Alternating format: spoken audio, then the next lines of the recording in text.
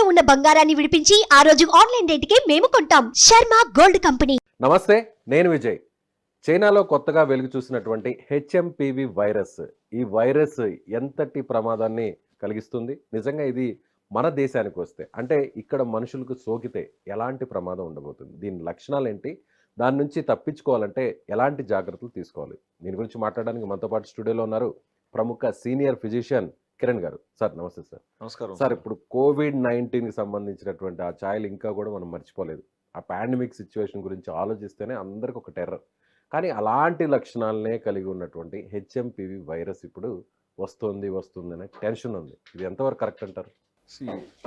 Influenza virus అంటే ఒక జలుబు, వైరల్ న్యూమోనియా, సాధారణమైన జలుబు, సాధారణమైన వైరస్ వల్ల వచ్చే జలుబు అనేది వస్తూనే ఉంటుంది సార్.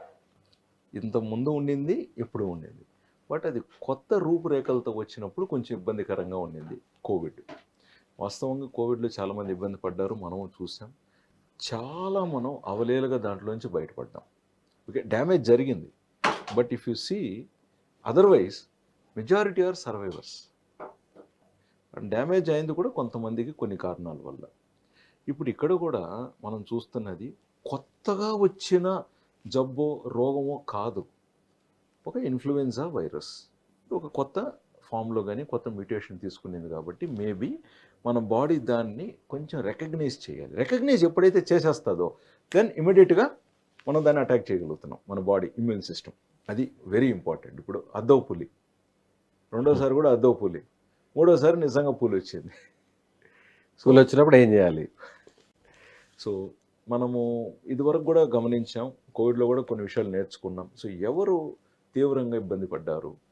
అన్కంట్రోల్డ్ డయాబెటిక్, అంటే షుగర్స్ బాగా ఉంటూ అవి అదుపులో పెట్టుకోక నాకేం కాదులే అనుకున్న వారిలో కొంచెం తీవ్రంగా వచ్చింది. లేదా వృద్ధాప్యంలో ఉంటూ సరైన సందర్భంలో సరైన సకాలంలో వైద్యం అందని వాళ్ళు ఇబ్బందులు పాలయ్యారు.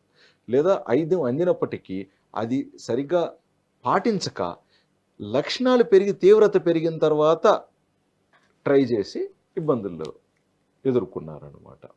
లేదా అన్డయాగ్నోస్డ్ డయాబెటీస్, అంటే వీళ్ళలో షుగర్ ఉంది కానీ ఆ విషయం ఆ వ్యక్తికే తెలీదు, హైలో కూడా ఉంది, లక్షణాలు లేకుండా ఉంది, ఈలోపు ఇది సోకింది, దీంతో తీవ్రత పెరిగింది. ఇన్ఫ్యాక్ట్ మనం గుర్తెచ్చుకుంటే మనకు నెల్లూరులో ఫస్ట్ మనకు డెత్ అయిన డాక్టరు అవును హై షుగర్తో ఉన్నారు డాక్టర్. అవును. మళ్ళీ ఆయన చెన్నైకి తీసుకెళ్ళి అక్కడ పాపము జరిగింది, చాలా ఇబ్బంది అయింది. సో ఈ విధంగా మనం ఎవరైతే రిస్క్ ఫ్యాక్టర్స్ ఎక్కువగా ఉన్న జనాభా ఉన్నారో వాళ్ళని గుర్తించి వాళ్లకు పద్ధతిగా అడ్వైజ్ ఇవ్వటం అనేది వెరీ ఇంపార్టెంట్. నేను అంటున్నది ఏంటంటే ఎటువంటి జాగ్రత్తలు తీసుకోవాలనే విషయాన్ని గురించి మనము చర్చిస్తున్నాం. భయపడటానికి ఏముంది? భయపడి మనం ఏం సాధించబోతున్నాం? భయపడి ఇంకొకరు స్ట్రెస్ తెచ్చుకుంటే మన ఇమ్యూన్ సిస్టమ్ ఇంకాస్త వీక్ అయితే మనం ఇంకొంచెం దాన్ని సోకించుకోవడానికి అర్హులు ఎక్కువ అవుతాం. మనం ఆ టైంలో కూడా ఎక్కువ మంది భయపడిన వారే చివరి వరకు వెళ్ళారు. అవును, కొంచెం ధైర్యంగా ఉన్న వాళ్ళు, కాన్ఫిడెన్స్ ఉన్న వాళ్ళు ఈజీగా బయటపడ్డారు. సరైన డాక్టర్ని సరైన సందర్భంలో సకాలంలో వైద్యం తీసుకున్న తర్వాత సరైన మందులు కూడా వాడిన వారు, సరైన మందులు కూడా ఇప్పుడు ప్రిస్క్రిప్షన్ దొరుకుతుందండి.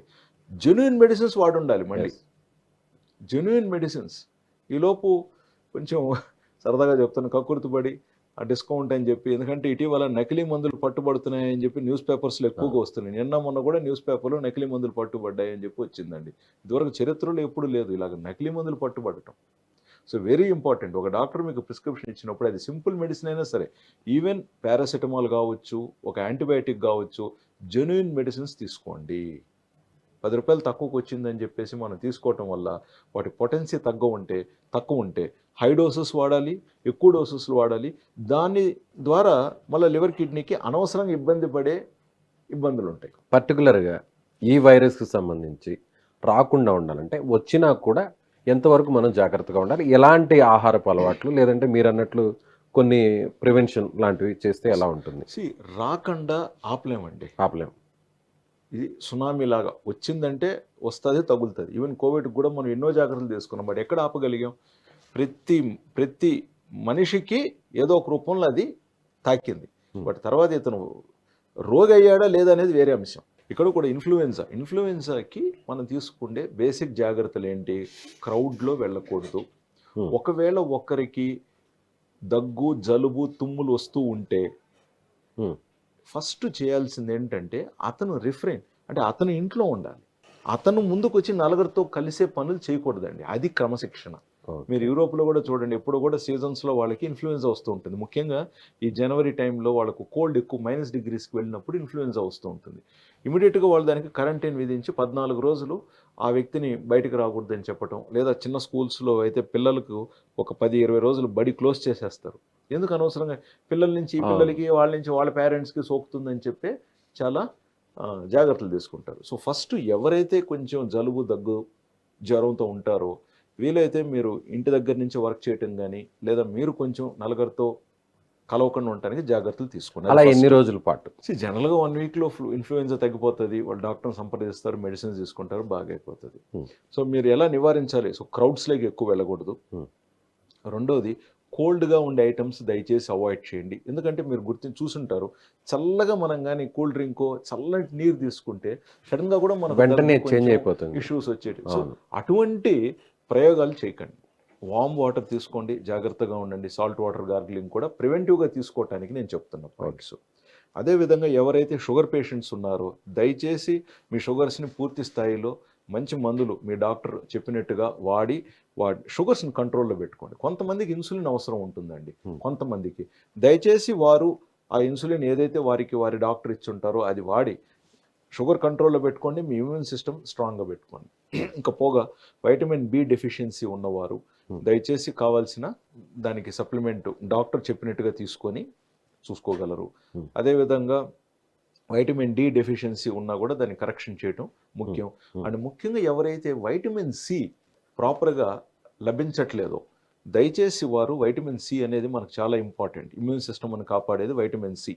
సో వాళ్ళు ఫ్రెష్ వెజిటబుల్స్ కానీ, మనం కొంచెం లెమన్ జ్యూస్ తీసుకోవటం కానీ, ఆమ్లా తీసుకోవటం కానీ ఇట్లాంటివి కూడా ప్రయత్నించండి. ఒకవేళ డాక్టర్ మీకు వైటమిన్ సి ట్యాబ్లెట్ ప్రిస్క్రైబ్ చేస్తే మీరు హ్యాపీగా తీసుకోవచ్చు.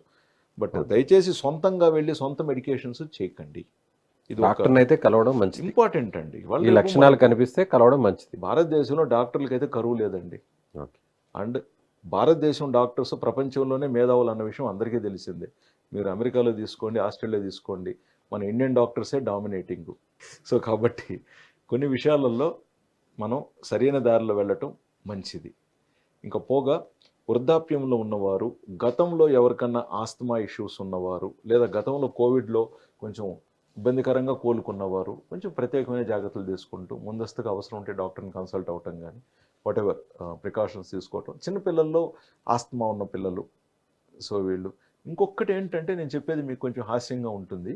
ఊబకాయంతో ఉన్న ప్రతి ఒక్కరు, అది చిన్నపిల్లలు కావచ్చు, పెద్దోళ్ళు కావచ్చు, బరువు ఎక్కువగా ఉన్నవారు కూడా జాగ్రత్తలు తీసుకోవాలి. ఎందుకంటే వెయిట్ ఎక్కువగా ఉన్నప్పుడు మనకు ఫ్యాటే మనకు ఒక ఇన్ఫ్లమేటరీ కండిషన్ క్రియేట్ చేస్తూ ఉంటుంది. సో జాగ్రత్త అంటే ఇప్పటికిప్పుడు మనం బరువు అయితే తగ్గించుకోవాలి, బట్ స్టిల్ నిద్ర మంచిగా ఉండటం, ఈ విషయం అందరికీ మళ్ళీ. ఎందుకంటే నిద్ర మానేసి మనము అది వర్క్ కావచ్చు లేదా విలాసం కావచ్చు, ఇమ్యూనిటీ తగ్గిపోతుంది. అది వర్క్ కావచ్చు, ఎంటర్టైన్మెంట్లో కావచ్చు. మీరు నిద్రని కానీ ఇబ్బంది అంటే నిద్ర సరిపోలేదు అనుకోండి, ఇమ్యూనిటీ తగ్గిపోతుంది. కాబట్టి నిద్ర వెరీ ఇంపార్టెంట్. ప్లస్ ఓవర్గా స్క్రీన్కి అడిక్ట్ అవ్వకండి. మనం ఎక్కువగా ఉదయము సాయంత్రము అవసరానికి మించి స్క్రీన్కి అడిక్ట్ అయినా కూడా ఇమ్యూన్ సిస్టమ్ డౌన్ అవుతుందండి. Mobiles, anything, TV. అవును, ఇప్పుడు చాలామంది మన దగ్గరికి వచ్చేవాళ్ళు, సార్ నాకు స్ట్రెస్ ఎక్కువ, సార్ నాకు వర్క్ ఎక్కువ సార్ అంటారు. చూడండి, వర్క్ అనేది దేవుడు ఇచ్చింది మనకి. పని లేకపోతే మనం బతుకులేం. ఆ పనిని సమర్థవంతంగా చేసుకోవాలి. తర్వాత రెస్ట్ తీసుకోవటానికి కూడా టైం ఉంది. కొంత విశ్రాంతి తీసుకొని మళ్ళీ మన పనిలో మనం నిమగ్నం అవ్వచ్చు. ఎగ్జాక్ట్లీ, విశ్రాంతి టయానికి విశ్రాంతికి తీసుకోవాలి కదా. మన విశ్రాంతి టైంలో కూడా మళ్ళీ మనము ఎంగేజ్ అయితే ఎలాగ చెప్పండి. ఇప్పుడు సిస్టమ్ ముందు కూర్చొని కంప్యూటర్తో వర్క్ చేసేవాళ్ళు చేసినంతసేపు దాన్ని చేస్తారు. ఖాళీ టైంలో కూడా, విశ్రాంతి టైంలో కూడా, బ్రేక్ టైంలో కూడా మళ్ళీ మొబైల్స్ చూస్తుంటారు. అది రాంగ్ అంటాను. ఇప్పుడు నేనున్నాను డాక్టర్, పేషెంట్ చూసిన తర్వాత మళ్ళీ ఫోన్ చూశాను అనుకోండి, పర్వాలే, సరదాగా చెప్తున్నా. బట్ ఎవరైతే సిస్టంలోనే వర్క్ చేస్తూ ఉంటారో మీకు విశ్రాంతి టైం దొరికినప్పుడు మీరు ప్రకృతి వైపు వెళ్ళండి. మళ్ళీ మీరు స్క్రీన్లో ప్రకృతిని ఎతికితే మాత్రం కుదరదు. ఓకేనా? ఇంటర్నెట్లో ప్రకృతి దొరకదండి, అది మీరు గుర్తుపెట్టుకోండి. ప్రకృతి స్ట్రెస్ లేకుండా ఉండాలి, మంచిగా నిద్రపోవాలి, కరెక్ట్ టైంకి ఫుడ్ తీసుకోవాలి. సి విటమిన్, బి విటమిన్ ఉన్న ఫుడ్ తీసుకుంటే మంచిది. అవసరమైతే దీర్ఘకాలిక వ్యాధులు ఉంటే, ముఖ్యంగా డయాబెటీస్ ఉన్నవారు డాక్టర్ని కన్సల్ట్ అవ్వడం ఇంకా మంచిదండి. కంట్రోల్లో ఎలాంటి లక్షణాలు ఉంటాయి? అగైన్ కామన్ లక్షణాలు అండి. మామూలుగా జలుబు వచ్చినప్పుడు ఎలాగైతే మనకు ఉంటుందో లైట్గా దగ్గు రావటం కానీ, సోర్ థ్రోట్గా కానీ, లైట్గా హెడ్ ఏక్ కానీ, లైట్గా బాడీ పెయిన్స్ కానీ ఇలాంటివి ఉంటాయి అన్నమాట. సో ఫీవర్ ఫీవర్, లైట్గా ఫీవర్ ఉండటం కామన్ కోవిడ్ లక్షణాలే. జలుబు లక్షణాలు. కోవిడ్ పేరు వద్దు, మనం ఓకే, ఆ పేరు చెప్తే మళ్ళీ భయపడతారు. భయభ్రాంతులకు గురి చేయడం మన లక్ష్యం కాదు. జనరల్ గా జలుబు వస్తే ఎలాంటి లక్షణాలు ఉంటాయి, సేమ్ టు సేమ్ ఉంటాయి అన్నమాట. Okay sir. సో కాబట్టి అది మనం ప్రస్తుతానికి దాని మీద మనకు పెద్దగా ఇంకా ప్రోటోకాల్స్ ఏం లేవు కాబట్టి మనము ఉన్నవి లేనివన్నీ చెప్పి జనాలు కన్ఫ్యూజ్ చేయకూడదు. నిజాయితీగానే మనకు ఉన్న విషయం ఉన్నట్టుగా తీసుకోవటం అనేది చాలా ఇంపార్టెంట్. సో నిద్రాహారాలు టయానికి మితంగా ఏదైతే కరెక్ట్గా ఉంటాయో ఇవన్నీ సరిగ్గా పాటిస్తూ ఆరోగ్యంగా ఉండటం చాలా important. Right sir, thank you so much.